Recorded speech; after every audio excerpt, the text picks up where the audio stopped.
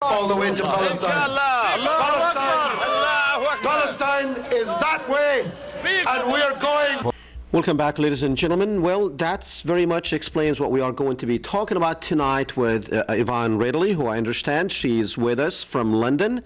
Yvonne, good morning to you. I know it's 2 o'clock in the morning there. Yes, it is.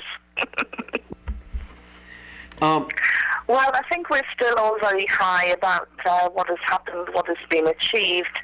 And, just yesterday I was in the hands of some beautiful little children, some orphans from Gaza. I've still got the dust on my boots of Gaza. Well, I can tell you, what you went through. The last since February 14th, I believe you started the journey there, wasn't it? That's right. We called it a Valentine for Palestine, and set off February the 14th from Hyde Park. More than 100 vehicles. Not all of them made it, but there were some amazing stories on the way. Okay. Now, in 2 car parks in Al Arish. And we tried to get messages through to George. The PR spin machine was assuring him that everything was fine and that we would be following shortly. And they were urging him to cross the Rafah border. And meanwhile, our frustration was such that in the end, several members of the convoy just went and removed the police barriers, and 30 vehicles managed to get out of the compound. The police then rushed the people in the convoy and tried to overpower them. And instead, the convoy members put up an extremely robust defense, and the police retreated. And then hundreds of riot squad police moved in wearing visors and shields and wielding sticks, and they swept in to beat back the convoy members. But again, they gave these unarmed people just really defended themselves in such a way that the riot police were also driven back, and then there was an uneasy standoff. Once again, we got messages through to George that all was not well, and the organisers again then the Egyptians again tried to convince him that this was a slight exaggeration and the convoy would be joining him shortly. And then what happened by this time, night was beginning to fall and the whole area was lit up with stadium-style lighting. And suddenly there was a power cut. Okay. At the time that the lights went out, the sky just rained bricks and bottles and stones thrown by youth and men in their early 20s. Anti-Hamas slogans were daubed on our vehicles, and this attack went on for about 6 or 7 minutes before the lights went back on. Wow. The riot squad police stood there quite impassive and didn't come to our aid. People were cut and bleeding and had to go to hospital. But eventually you did make it to Gaza. We took medicines, we took toys, food, generators, tools, you name it, we just took it. Okay. Well, once we got to Palestine, we handed them over to the democratically elected government. Let me ask you this. Do you think that the journey was more symbolic than actually materially help Gaza? Because, Libya tried to send a ship over there. They could not go, and many countries, including Qatar, tried to go there, and they could not. So was this trip more symbolic that you broke the siege than actually helping Gaza?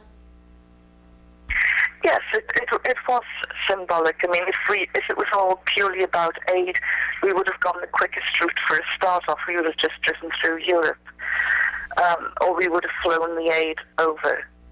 This was a very symbolic trip. Not only were we carrying medical aid, we were carrying cash in large sums of money. Some of the cash was handed over to the democratically elected government section. But, as you quite rightly point out, there's another side to Palestine as well, and that's the West Bank. And, of course, the West Bank is the side of Palestine which is run by the Palestinian Authority, Mahmoud Abbas, who is seen as someone that Israel can deal with. So you just think, well, things must be so much better for the Palestinians living in the West Bank, when in fact, because of Mahmoud Abbas's compliance and behavior, Palestinians in the West Bank are not better off, they're worse off. Now, what's wrong with negotiating with Israel? Is there a problem with negotiating with Israel? Do you think Palestine will be liberated by force, or negotiation is the way to go? Well, they've been negotiating with Israel for over 60 years now, and nothing's been achieved. On the other hand, people might say, what has the Qassam rockets done? Have they changed the situation in Gaza?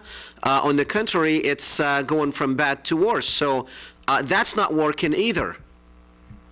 Well, as I said before, you look at the West Bank, which has Mahmoud Abbas, and they have sat down in peace negotiations, and what's happened to the people in the West Bank? Well, their lives are more miserable. They have more checkpoints. Yeah, checkpoints are one thing, and F-16s raining bombs on your children at night is another thing. So which one is working here? Well, Gaza is the largest open-air prison in the world. That is without doubt. Well, the West Bank is the same thing. The people in the West Bank can't move around freely. The people in Gaza can.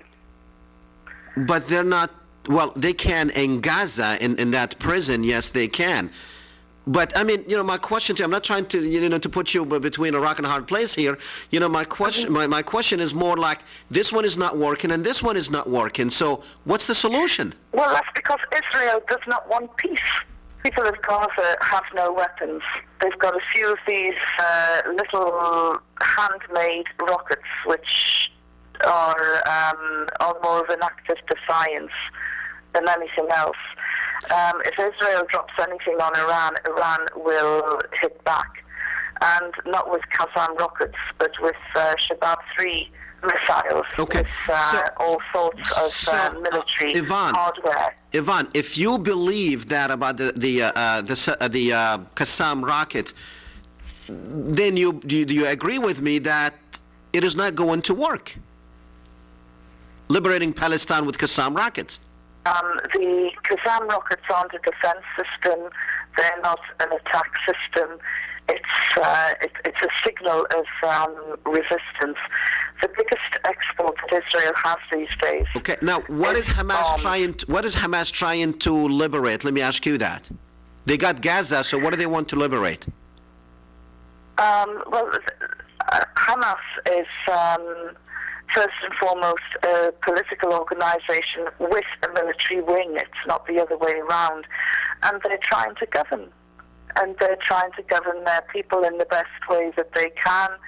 And I'll tell you what's this, their objective, if there was an election tomorrow, they would be re-elected. Okay, what is their objective? What is Hamas's objective? To govern its people and to survive. Their people where? In Gaza? Across Palestine. Okay, how are they planning on doing that? If there was an election tomorrow, they would be elected in the West Bank as well. You really believe so?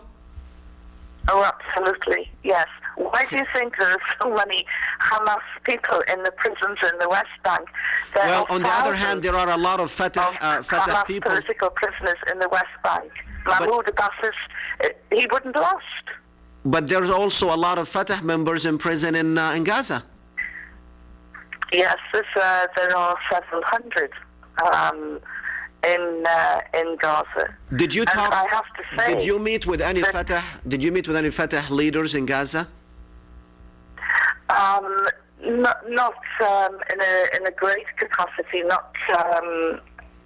I would probably say the second or third ranking down. None of the top officials. Did you